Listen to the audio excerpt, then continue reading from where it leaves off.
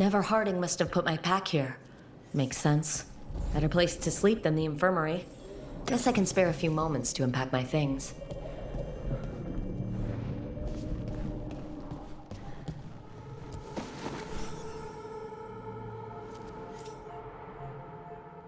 Varric and his life lessons. I asked him how we were supposed to stop Solas, and he gave me this. Take a long, hard look at it, kid. It'll always show the face of a hero who can get it done.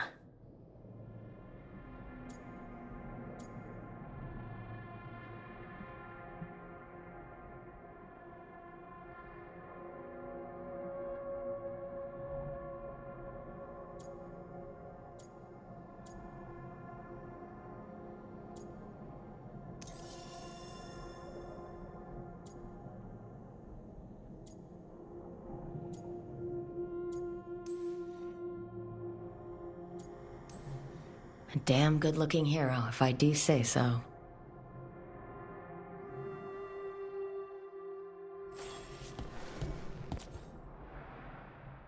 This piece is all that's left of the artifact that trapped Varric and the others in Arlethan Forest, the day we met. Only thing left of my time with the Veil Jumpers, too. Strife said he didn't want to see me again until I'd gotten some sense pounded into my head.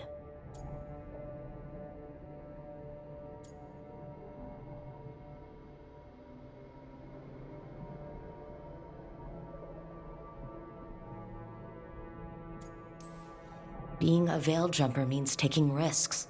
Strife of all people should have understood that.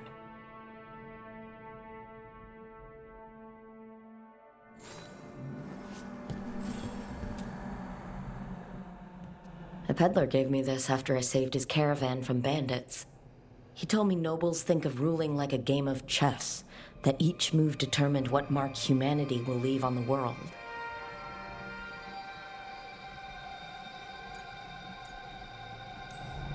He had fancy silks from Orlais, statuettes from the wilds down south. I could have listened to stories all night about places he'd been. Now I'm getting to see some of those places myself.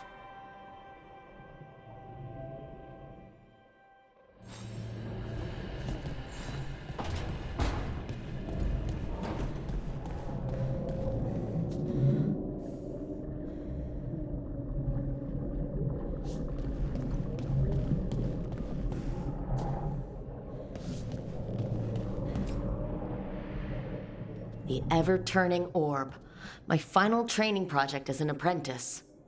I spent months finding the precise balance of energy flows to make the enchantment permanent.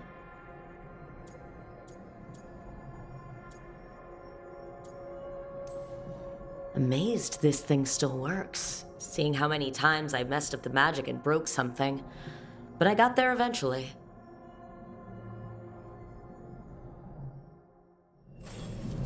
Right.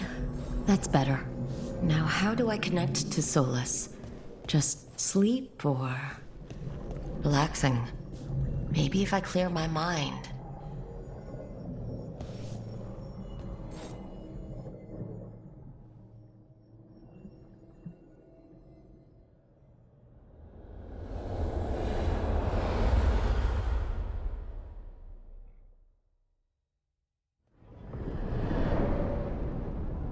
Back so soon. It must have been worse than I had thought. Hello, Dreadwolf.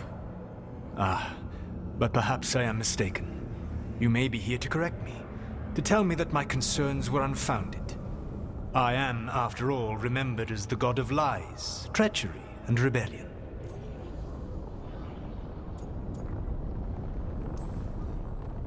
So you're gonna be insufferable about it. See, this is the reason nobody likes you.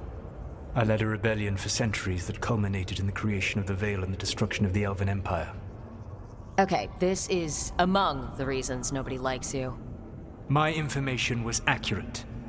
Now you realize that the danger is real. I need to know what the gods are planning.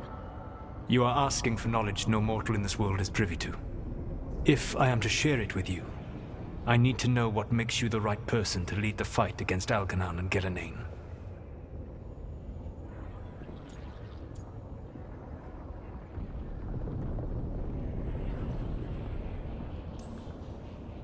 I'm not in charge of everyone. I'm just leading my little team until Varric is back on his feet. I understand your fear. Declare yourself the leader, and others may think you power-hungry. No better than those you oppose. I didn't say I was afraid. With the Veil Jumpers, I was in a dangerous part of the forest full of wild magic. My team got free, but not everyone did. There were a lot of people still trapped, including Varric. So you went in, against orders, and freed them. How'd you know that? You helped Varric pursue me for the better part of a year. It would have been foolish not to learn about who was hunting me. Then you know I'm not interested in a fancy title. But when something needs doing, I do it. I suppose I was not so different when I started. Started what? My rebellion against the Evanuris. The Elven Gods, as you call them. They wish to reclaim their dominion over this world. To accomplish that, they will need two things. First, the Blight. What exists in this world is a bare fragment of its power. The rest is imprisoned, until they release it.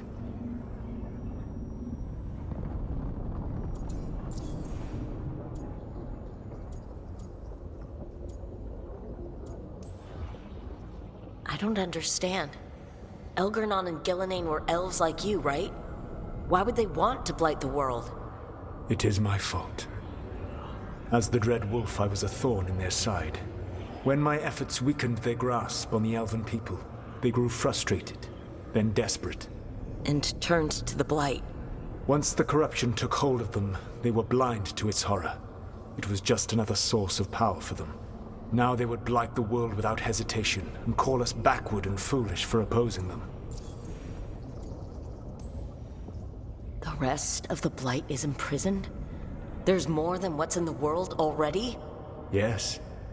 Centuries ago, the Magisters of Tevinter opened my prison. A tiny fragment of the Blight escaped. That fragment grew beneath the earth, and led to the Blights that have swept across the world. However terrible the Blight is now, it is a mere fraction of what we will see if its full power is unleashed.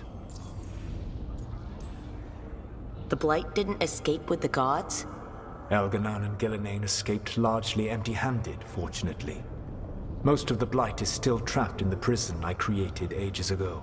So what we saw at that village, that's them not at full strength? Correct.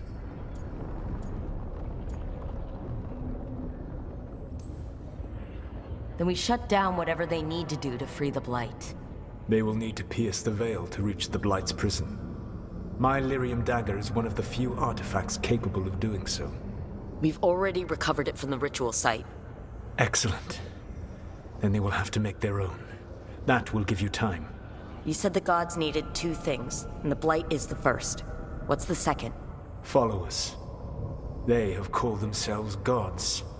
And what is a god without worshippers to sing their praises? You think they want the elves back?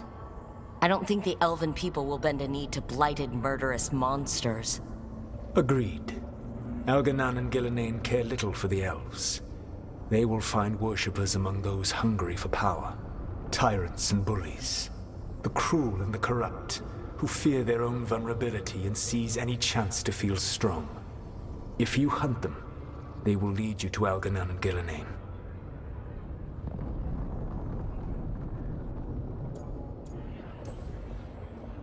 You want me to pick fights with tyrants and bullies? Sounds fun. I gave no orders. All I offer are suggestions. I'm on it. What else? The Veravas, the lighthouse Soluvian, can take you anywhere, if you master its secrets. Have you done so? Not yet. But we've got one of the Veil Jumpers working on it. She'll get it sorted, and we'll see how it goes. Yes. I suppose we will. And when you speak with Varric, please tell him that I regret what happened.